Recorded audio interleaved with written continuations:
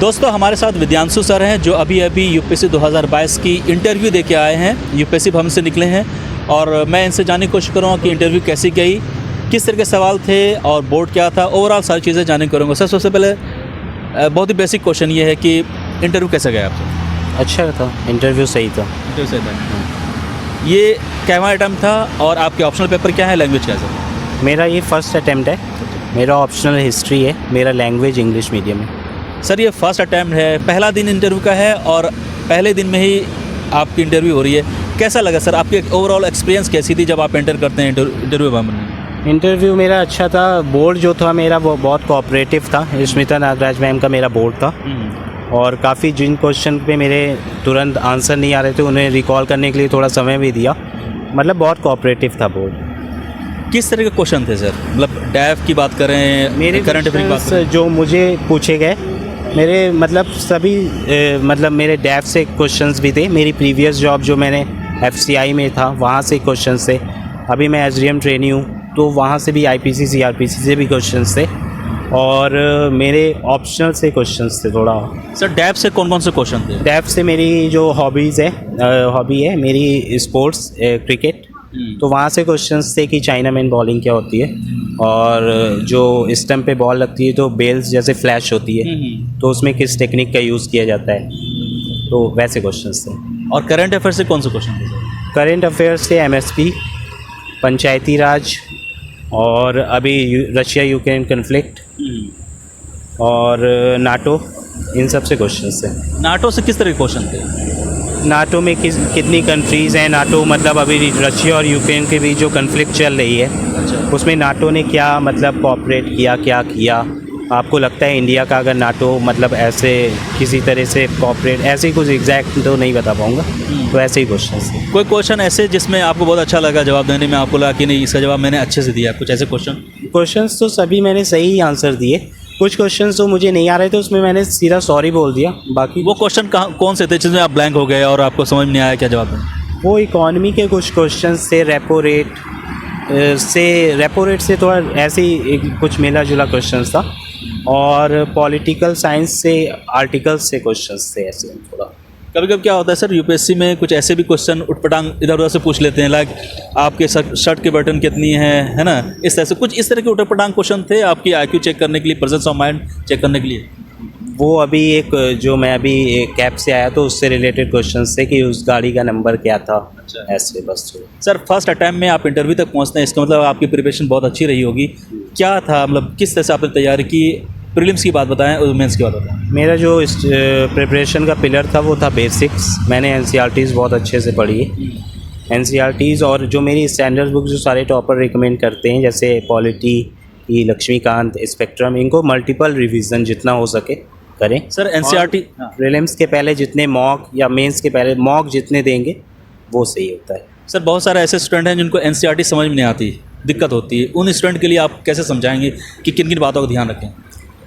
ऐसा तो मुझे नहीं लगता समझ में नहीं आती, लेकिन जितना आप फर्स्ट रीडिंग में तो वैसे भी कुछ आपको पहले गो थ्रू करना होता है बुक्स को, तो 3-4 रीडिंग्स करेंगे तो अपने आप चीज़ें समझ में आने लगती हैं। ऐसा नहीं है, एनसीईआरटी बहुत सिंपल लैंग्वेज है वैसे भी। सर जी जैसे जनरल स्टडी की बात कर रहे हैं, एनसीईआरटी आपने बोला, क्या एडवांस बुक की भी ज़रूरत है?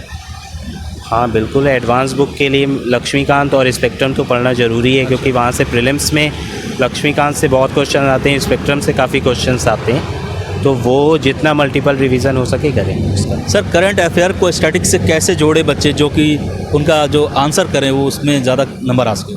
उसको सेग्रीगेट करके पढ़ना पड़ता है हमें। सपोज जैसे हमें किसी टॉपिक को पढ़ा, उससे जो करंट में चल रहा है वहाँ पे हम उसको नीचे या तो एक पेज में या नोट कर लें कि उससे रिलेटेड क्या है। फिर मेंस के समय वो बहुत इफ़ेक्टिव होता है, मतलब आप पूरा तो पढ़ नहीं सकते ना, तो वहाँ से थोड़ा थोड़ा मतलब पढ़ के और उसको क्योंकि 250 वर्ड्स या 150 वर्ड्स में आंसर को देना होता है मेंस में, तो वो रिकॉल करने में बहुत सही होते हैं वहाँ से। सर खुद के नोट्स बनाना बहुत ज़रूरी होता है, तो खुद के नोट्स अच्छे तरीके से कैसे बने जिसमें कि एक वेटेज हो और उसकी वैल्यू ऐड हो यूपीएससी एग्जामिनेशन?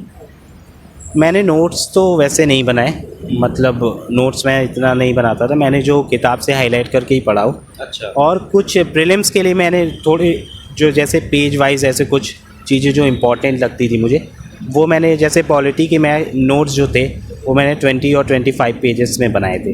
तो ऐसे ही बस जो आपको एक बार पढ़ो तो रिकॉल हो जाए कि वो चीज़ मैंने कहाँ क्या कैसे पढ़ी।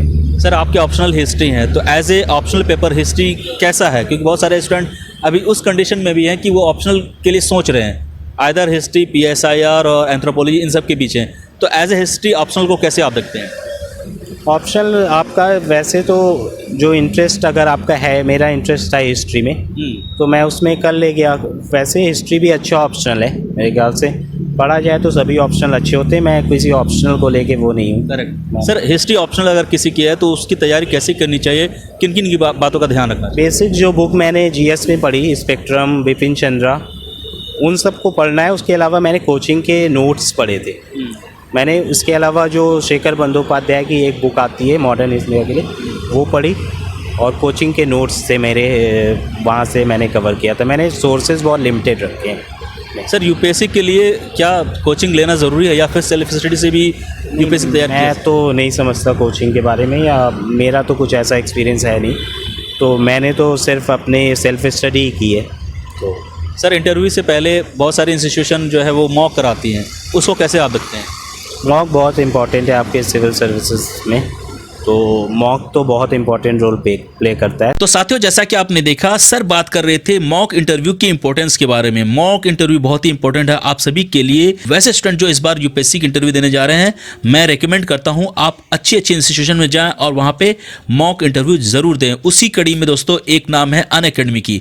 अनअकैडमी हमेशा की तरह एक बेहतरीन चीज आप सभी के लिए लेकर आया है। फ्री मॉक इंटरव्यू का इंतजाम किया गया है, एब्सोल्युटली फ्री। यहाँ पे आपको बिल्कुल भी कुछ नहीं पे करने हैं, यानी बिल्कुल फ्री इंटरव्यू गाइडेंस प्रोग्राम है, जिसमें एक्स ब्यूरोक्रेट्स होंगे पैनल में, जैसे x IAS officer like Krishnan Mohan sir, Amitabh Bhattacharya sir, assistant DU professor Solani Khanna ma'am, retired IFS Gauri Shankar Gupta sir, ये सभी होंगे। इस प्रोग्राम में आपको सिर्फ इंटरव्यू देने का मौका नहीं बल्कि वैल्यूबल फीडबैक भी मिलेगा, डेफ एनालिसिस भी मिलेगा, along with interview guidance manual PDF के फॉर्म में भी मिलेगा। यही नहीं दोस्तों, यहाँ पे आपको पर्सनलाइज्ड डेफ एनालिसिस सेशन मिलेगी, mock interview with bureaucrats and top educators, recording of your mock interviews for self analysis, comprehensive interview guidance manual, ये सारी चीजें मिलेंगी यहाँ पे। जितने भी पैनलिस्ट होंगे दोस्तों, जैसे कि मैंने बताया, ये सारे टॉप ब्यूरोक्रेट्स एजुकेटर हैं जो आप सभी की इंटरव्यू की जो प्रिपरेशन है उसको फाइन ट्यून करेंगे, उसको और भी अच्छे बेहतर पे ले जाने के लिए आप सभी की मदद करेंगे। और दोस्तों वंस अगेन, ये जो मॉक इंटरव्यू है अनअकैडमी, वो एब्सोल्युटली फ्री है, बिल्कुल फ्री है, आपको 1 रुपये पे नहीं कर रहे हैं। आज ही रजिस्टर करें, जो आज ही इनरोल कीजिए, क्योंकि स्लॉट फिल हो रही है, और अपनी इंटरव्यू प्रिपरेशन को दीजिए फाइनल टच अनअकैडमी के इस मॉक इंटरव्यू के जरिए। आप प्रीलिम्स में जाने से पहले 50 to 60 मॉक्स अटेम्प्ट करें, इससे आपका नॉलेज बिल्ड होता है, और दूसरा आपको कॉन्फिडेंस, मतलब आप वहाँ पे तुरंत क्वेश्चंस देख के इतना वो नहीं होगे, मतलब आपको एक आइडिया हो जाएगा कि हमें कैसे हैंडल करने हैं क्वेश्चंस को। मतलब मॉक एक तरह से प्रैक्टिस होती है, आपके कॉन्फिडेंस लेवल बढ़ते हैं। तो क्या सर जो क्वेश्चन मॉक में आते हैं, क्या नहीं वो यहाँ पे तो UPSC बहुत डिफरेंट है, UPSC का लेवल ही अलग है, लेकिन काफ़ी चीज़ें होती हैं जो हेल्प करती हैं मॉक से, तो हमें एलिमिनेट करने का चीज़ें कैसे पता चल जाती हैं, मतलब वो सब चीज़ें बहुत सही है। तो मॉक की अगर बात करें, उसके अलावा और किस तरह की तैयारी करें बच्चे जो कि इंटरव्यू अच्छा जाए उनका? मॉक इंटरव्यू दें बस, और मैं तो बेसिक्स पे जितना हो सके ध्यान दें। अपने डेफ को बहुत अच्छे से पढ़ने की ज़रूरत है। आपकी जो सिटीज़ हैं, जैसे मेरे से प्रयागराज है मेरी होम टाउन, तो वहाँ से क्वेश्चंस थे, ठीक है, तो डेफ को अच्छे से करें और आपका ऑप्शनल अच्छे से तैयार करें। सर आप ऑलरेडी पोस्टेड हैं, SDM हैं, कैसे मैनेज करते हैं आप टाइम को? मतलब मैं एक्चुअली अभी SDM ट्रेनी हूँ, तो मुझे टाइम मिल जाता है, 5 to 6 आवर्स मैं कर ही लेता हूँ, तो हो जाता है मेरा। और सर ये जॉब जो आप कर रहे हैं, इससे रिलेटेड कोई क्वेश्चन थे क्या? हाँ, IPC CRPC से क्वेश्चन थे। मुझे अभी पोस्टिंग मिली है, अयोध्या में मेरी पोस्टिंग है। अच्छा, तो अयोध्या से क्वेश्चंस थे काफ़ी, अभी जो इतना ज़्यादा वहाँ पे मंदिर जो बन रहे हैं, तो बहुत ज़्यादा टूरिज़्म आएगा, उससे रिलेटेड क्वेश्चंस थे।